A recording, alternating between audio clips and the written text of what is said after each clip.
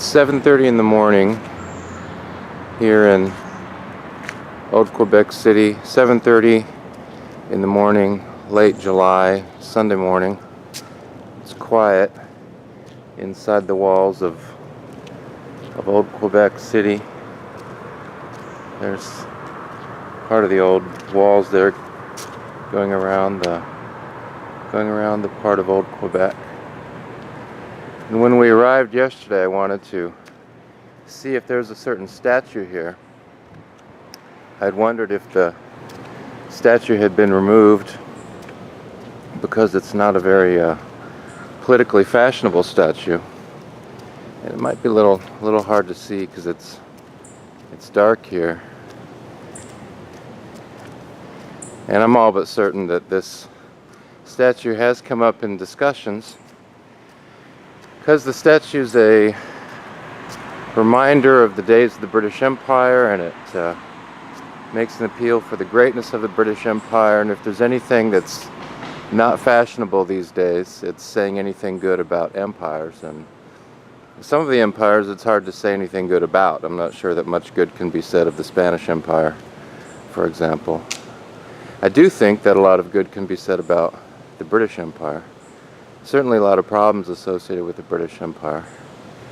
But I think if you look at the whole picture, there's a lot of good to be said about the British Empire. The same it might be said about the Roman Empire. There's plenty you could criticize about the Roman Empire, but I think if you look at it comprehensively, we can, make the case that Rome brought peace and order to a big part of the world. I think the same is true of the British Empire.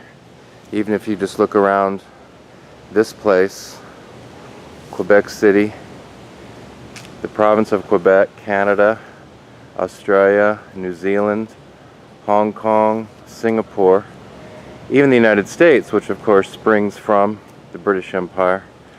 I think the legacy of the British Empire is pretty impressive. The rule of law, personal liberty, etc. But anyway, these days this statue is not going to be very fashionable.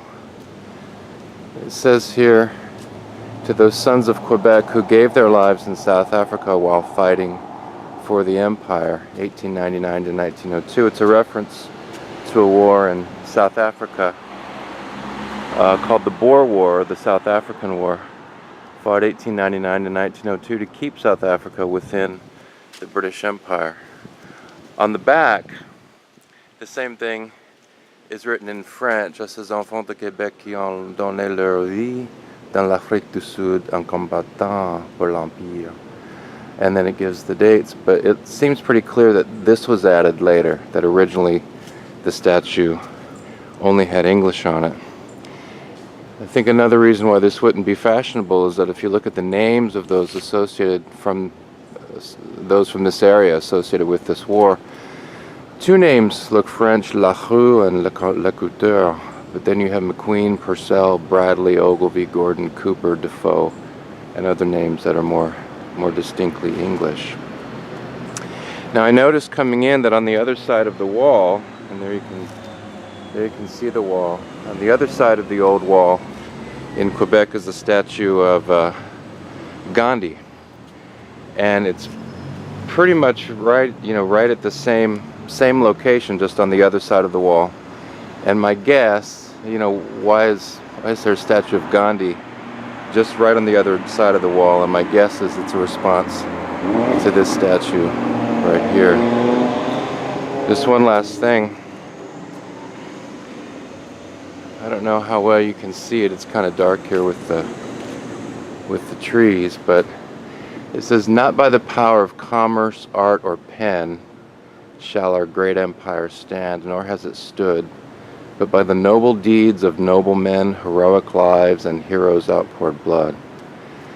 And of course, when people think about the British Empire, there's plenty to criticize. I mean, the British Empire at its peak comprised about 20% of the globe.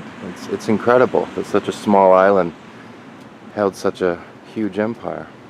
And that by itself should tell us that this is an empire that operated not primarily by force. Did the British Empire use force? Certainly it did in South Africa, for example, 1899 to 1902, to keep South Africa within the British Empire. Certainly the British Empire used force, but there's no way the British Empire could have held, or that there's no way that Britain could have held together that massive empire strictly by force, only by force. It must have been that the British brought with them benefits that at least a critical mass of people within the empire recognized as being good.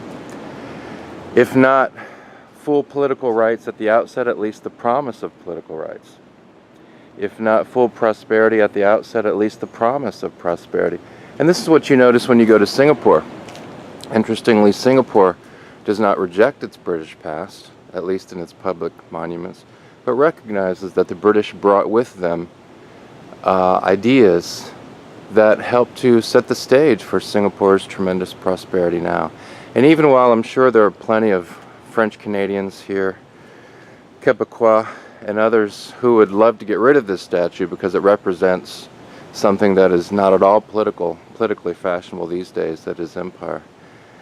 I just don't see how the argument can be made that the order and the tranquility that exists even in this spot right now, here in this part of old Quebec City, isn't related to the political habits, the political ideas that the British brought with them. Just one last thing to say about this is why this would be a little more controversial here in the heart of French Canada than it might be in some parts of English Canada, and that is that part of Canadian history is that this war was somewhat controversial. French Canadians who felt themselves to be a colonized people, many of them were not interested in going to South Africa to fight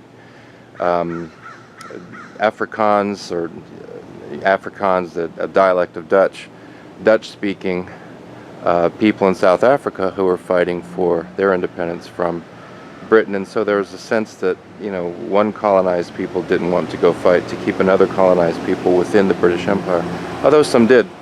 This war was more popular among the English-speaking Canadians than it was among the French-speaking Canadians. The same thing was true of the First World War.